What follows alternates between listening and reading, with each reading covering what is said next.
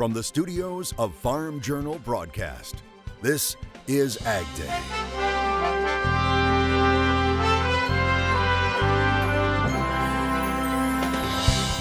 Coming up on AgDay, the focus continues to be on the coronavirus, with one couple stepping up after the Houston Livestock Show was canceled. I called my wife and I said, hey, what do you think about having a show at the house? Are the markets overreacting? We've got a virus we're dealing with that we've never had in our society. Livestock markets are cratering. I think this is completely unprecedented, certainly in my experience in the cattle industry. Amid panic buying at several grocery stores across the country, the president declaring an emergency. I'm officially declaring a national emergency. Good morning, I'm Clint Griffiths. Canceled, postponed, shut down, emergency. All words we're hearing in regards to major events, schools, and travel impacted by efforts to stop the spread of the coronavirus in the U.S. The markets riding the wave right along with those announcements, moving from extreme lows to a rally on Friday. Investors wondering what this week will bring. Fears about the virus sending many people to grocery stores in what appears to be panic buying. Shoppers finding either long lines, like at this BJ's in Concord, North Carolina, or empty shelves, such as at this Whole Foods store in New York City. People buying up frozen foods and meat. One person saying they were stocking up because others were doing it, and they were concerned what supplies would be like down the road. Treasury Secretary Stephen Mnuchin working with Congress on an aid package to reassure anxious Americans. Mnuchin commenting outside the White House about those food supply chains. People are shopping. From the data I have from the credit card companies, what we've seen is, although travel spending is way down, spending on supplies, food, medical, pharmacy has almost offset that in the short term. And again, any supply chain issues, the task force is focused on and will be dealing with. Don't see that as a major problem at the moment. I think, as you know, people were concerned about China. China's opened back up. Farm Journal's Tyne Morgan asking analysts what they see as the possible challenges for the ag industry down the road as the battle against the virus continues. The problem the commodity market's got right now is logistics, and what are you going to do with it? Consumption's going to drop near term, like in the beef market as people are not spending. Then the real logistic fear happens is this really becomes a problem is how do you move product from A to B? How do you get that beef from the packer to the grocery store? Will that trucker be willing to take that? So that is why the market's just very concerned about that demand at the moment. Now that demand is inelastic. In the long run, it will come back. But right now, the fear of the unknown has just got people running to the sidelines, I believe. Well, I think the meat, certainly the meat industry is going to see the biggest disruptions. The grain, ports could close without port workers and, without river cargoes being loaded, etc. So I think there'll be disruptions, but not certainly a halt to all of it. I think we're probably 20, 30 days from seeing the peak anyways. And so between now and then, there's a huge unknown, school closures, etc. And I think that we're just getting started on that. On Friday, livestock markets continuing to fall with both cattle and hogs pushing limit down. Live cattle now below the $1 per pound mark, with June futures falling into the 80s. So what should cattle producers do? So what do you do in the short run? One of your tendencies is to sort of think, well, can I buy some time here to sort of wait this out? I think waiting this out, in the short run here for the next, 30 to 60 days is probably not an option in this case. I see little prospects that anything definitive could happen that would allow these markets to rebound significantly and confidently in that time frame. Peel says even 6 to 9 months out is likely to also be uncertain. He calls it completely unprecedented in the cattle industry. And we're continuing to follow the coronavirus and its impact on the ag industry overall. We've created a special page on our website, agweb.com. Just click on the coronavirus tab in the upper right-hand corner of that homepage. There you'll find a ton of resources for producers, including what you need to be watching in the markets right now. Again, that's agweb.com. 1 year ago at this time, we were talking about a very different crisis in farm country involving Mother Nature. That's after a bomb cyclone hit the plains and the Midwest, triggering a season of flooding. Farm Journal's Tyne Morgan continuing our look at the areas hardest hit and what's being done to try and prevent flooding in the future. Thanks, Clinton. Yeah, it was a year ago that bomb cyclone hit. That was really a domino effect down the Missouri River system, including here at Carroll County, Missouri. And while they started sandbagging after that bomb cyclone, that effort went on for 2.5 months until things like this happened. Levee breaches that are still breached today. 2019, we started out in March fighting the high river. A battle to beat the March surge of water caused by the bomb cyclone, and a battle local landowners won last March. Got in the fields in April and went ahead and planted quite a bit, but there at the end of May we had the second rise and broke 3 levees. And rough numbers, we had 50% of our acres underwater by June 10th. Water washed over the land, impacting 66,000 acres in Carroll County, Missouri alone last year. Area farmers like Matthews hoping 2020 has a better outcome. Tom Waters is the chairman of the Missouri Levee and Drainage District Association. He says while flooding in 2020 isn't inevitable, the risk is high. The soils in North South Dakota, Montana are well above normal saturation. They're just full of water. So when that ground thaws, whatever rain and snow we have is going to run off into the river. Judd Knieven is Emergency Management Chief for the Kansas City District of the U.S. Army Corps of Engineers. He says while grim flood forecasts are surfacing, he's optimistic major flooding along the Missouri River will not happen in 2020. The reality is in the upper basin, we have very high soil moisture content. It did not freeze as bad as it did late season last year. And the plain snowpack, because of the warm air right now, has been melting off. So those are all good things. But for us down here, the real thing that drives flooding is localized heavy rainfall. And it takes a tremendous amount of water to produce what we saw last year. Knieven says there is an elevated risk of flooding, especially in areas where levees are still breached. That's also Waters' concern. I think the risk of flooding is greater today than it was a year ago today. Just because those levees are open, it's not going to take as much water. Just because we know the soils are saturated throughout the basin. For Matthews, the winter was full of fixing damaged levees, a successful effort by the community to close 3 major breaches. Without the volunteers, we wouldn't be where we're at today. I've talked to a lot of other levee districts that are still kind of holding out, waiting on the Corps, waiting on funding, and they're struggling. We have a wonderful community that comes together, and without them, we would not be near done with our breaks. And Clinton, as farmers debate if they should plant some of these acres or not in 2020, this is actually a piece of farm ground. It looks like a beach, but all of this debris washed in once that levee breached. And as you can see, it has logs, sand, even whole cottonwood trees sitting in this farm.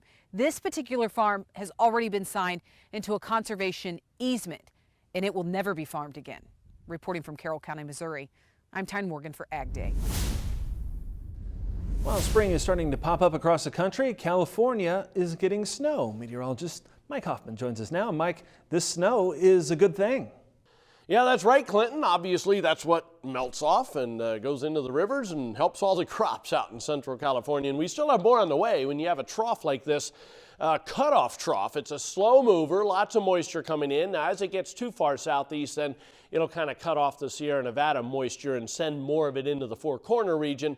But of course, that area can use it as well, and that is by the middle of the week. And this is always a favorite day of the year in farm country. Take your tractor to work day. This is at Takema Herman School in Takema, Nebraska. Quite a sight to see all those tractors there. I'll have more on your forecast coming up in just a little while. Still ahead, fear in the markets. They don't do well together, but is the fear justified? We'll take a closer look. And later, with the livestock show in Houston canceled, one couple decided to take matters into their own hands.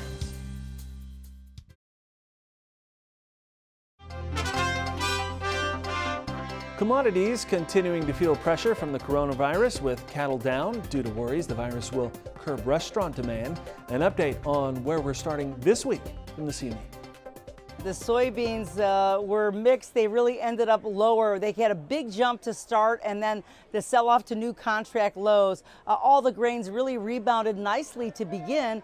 But following the stocks rebound from the worst day since 1987, so there was some overflow sentiment from that, but it just wasn't enough to fill that gap that the soybeans were trying to fill. And I think that traders are reacting a little bit to the headlines, even though the stock market has recovered and at some point the futures were up almost over 1,000 points. It may end up that way, but the grains are really concerned about going forward. Now the corn really was kind of steady. The export to South Korea really had that market firmed up. The futures did dip to a new low as well, but they quickly recovered, mostly because of the good news about that sale to South Korea. But the president is still talking about a state of emergency, so we're not exactly sure what that's going to do to some of these markets. With a lot of the traders moved to the sidelines, we can expect that there's going to be still wild swings, even though today for corn has been relatively quiet. The cattle just collapsed. I think the virus did prompt some plant shutdowns, and the headline hit the market pretty fast. Interestingly enough, we really were rallying, really coming off the limit down yesterday, and it looked like the rebound was really pretty good, but then everything, as soon as that headline hit, it just really brought the sellers in. There's a lot of fear in the market right now, but is it justified? Farm Journal's Tyne Morgan joins us once again to talk about that in today's analysis. Here now with Jim McCormick of agmarket.net. Jim, a lot of fear right now in the markets, a lot of concern right now in the markets. Coronavirus, those headlines really leading the way. Is that fear, is that concern justified? Well, right now, I think the fear is justified. The fear of unknown. We've got a virus we're dealing with that we've never had in our society. We've had different coronaviruses. Viruses have jumped from animals to humans, but this is a new one. So there's a little bit of fear in it right now, and the market's, is probably overacting a little bit, but this is what we do. We tend to go from extremes. We probably are a little bit overbought at one time in the stock market. Now we're going to the way. This fear will probably lead to some pretty good buying opportunities in the long run, but right now fear is definitely there, and I think it is a little bit legit because there's definitely a little bit scary right now. Yeah, it is scary. I mean, we talked about maybe hospitals not being able to handle the number of cases. So, I mean, is there too much focus on the death rate? Do we need to focus on how contagious this is? Really, what should be the focus? Well, I mean, if you look at it right now, as long as you're not older up in ages, it sounds like in general it's just going to be kind of a bad flu for you. But what the industry, and I think what the world is really worried about, Tyne, it's not the death rate, it's if you happen to get sick. The fact of the matter is most of our hospitals run at 80, 90, 95% capacity day in, day out, dealing with the normal stuff, babies being born, heart attack stuff, and accidents. If you happen to have an outbreak in your city or in your town, can they handle it? And that's why they're trying to stop people from moving around, because they're trying to just, as they call it, flatten out the curve. Most people are going to get it. They're saying 75 to 175 million Americans are going to get this virus. What you want to do is get that over a 3-month period and not a 3-week period where you literally overwhelm the system. Yeah, and talking about overwhelming the system, I've heard the arguments that, no matter what happens, people have to eat, right? So the demand is there. But it doesn't seem like the market is acting that way. Well, the demand is going to be there, but plain and simple, like in the beef demand. If you look at the cattle markets, just absolutely collapsed. The reason being, what do people eat when they go out to eat? They tend to eat the steak. When it's still kind of cold in northern Illinois and places like that, so when that demand's not there, or what's going on now with these cancellations, I think Chicago's had 3 or 4 major cancellations. They just canceled the St. Patrick's Day parade. So that's tens of thousands, if not hundreds of thousands of people that were going to go into Chicago that are not coming. That beef was bought. It's now, what am I going to do with it? And it's just going to back it up.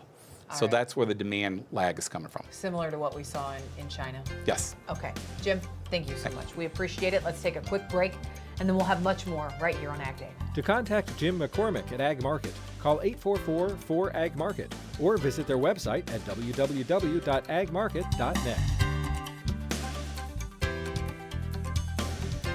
Join Andrew McCrae for Farming the Countryside, a farmer-focused podcast all about production agriculture.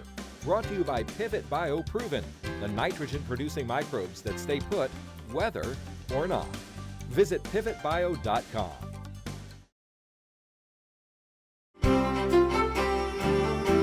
Meteorologist Mike Hoffman taking a look at our root zone moisture map. And Mike, this has changed quite a bit over the last month or so. It has. It's not quite as blue from Ohio, Indiana back into Kansas and Nebraska. Unfortunately, it's still kind of a wet pattern, and it may turn more blue over the next few weeks. But it is still very wet from Michigan westward into parts of Wyoming, parts of Montana, and also Tennessee down into Mississippi and parts of the southern Mississippi River Valley on into West Texas. But you can see the dryness, it's really come on strong over California. But like we talked about earlier in the show, there's some storm systems coming in there, should continue to give you folks moisture, and we get a brand new root zone moisture map tomorrow. So things hopefully will already start to improve in that situation. Drought monitor Far south Texas is now the worst place in the lower 48, as you can see.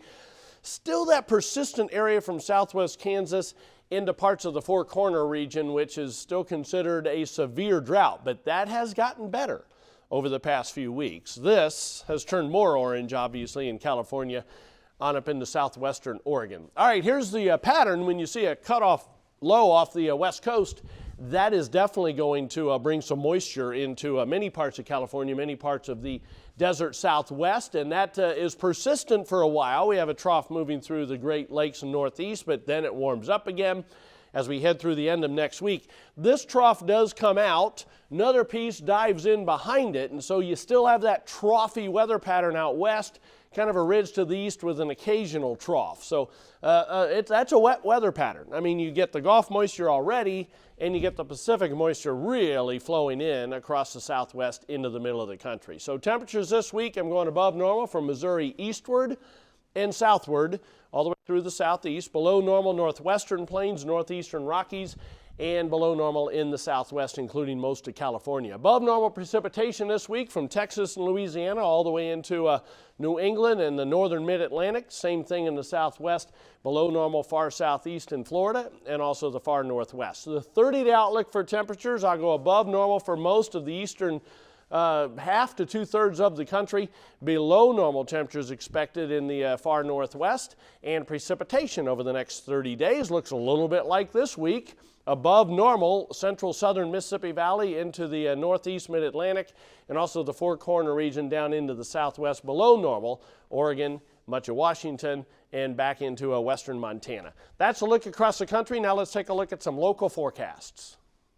Heading to Longview, Washington, first of all, lots of sunshine and comfortable, high of 56 degrees. Lawton, Oklahoma, cloudy, maybe a thunderstorm, high of 67. And finally, Asheville, North Carolina, mostly cloudy on the chilly side, high of 54. Coming up, Machinery Pete is here. How did used farm equipment values hold up last week under the pandemic virus scare? Stay tuned, we'll talk about it.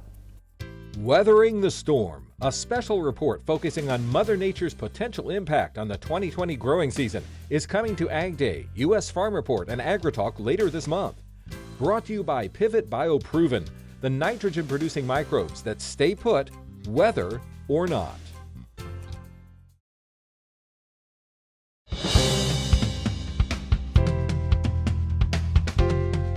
Machinery Pete has a message to all the farmers during this virus scare. Wow, what a week last week was, folks. I don't know about you, but every day to me felt like a month. Now, we're going to get through this, and in great part, we're going to get through it because of you, the American farmer, the way you approach things level-headedly and get things done, feeding the world through the decades, all the challenges that you've met. So I'm thanking you in advance for what you do and how you do it to help get us through this. Now, last week was an important question. Machinery Pete, how are used farm equipment values holding up? And what I will report to you honestly, tracking it day by day, is that the same trend is holding. If in good condition, used values remain strong. Let me give you an example. Last Friday, March 13th, consignment auction, Northeast Missouri. This 2013 Case IH Magnum 315, 2,329 hours on it, sold for $100,000. So how does that compare? Well, let me walk you back a month before the pandemic. Come out with me to a farm auction in the panhandle of western Nebraska, where this 2-year-older 11 model Magnum 315 with literally the exact same number of hours, 2,330, 1 hour difference, sold for $93,000. So again, last Friday in Missouri, 2 years newer, $7,000 more dollars. Makes sense. And what I saw day by day last week, again, if it's in good condition, used values were holding. With the Houston Livestock Show canceled, one couple made a last-minute decision, and it paid off for many kids. Details next. Got equipment to sell privately but tired of scams and hassles? Visit MachineryPete.com and click Sell Mine. MachineryPete.com, the simple and secure way to buy and sell equipment online.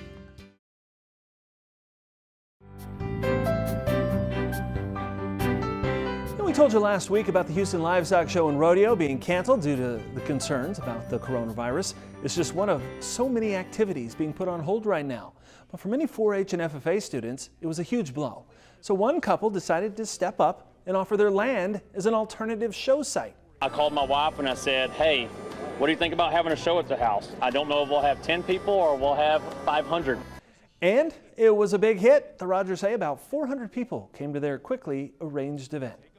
And that's all the time we have this morning. We're sure glad you tuned in. From all of us here at AgDay, I'm Clinton Griffiths. Have a great day in farm country.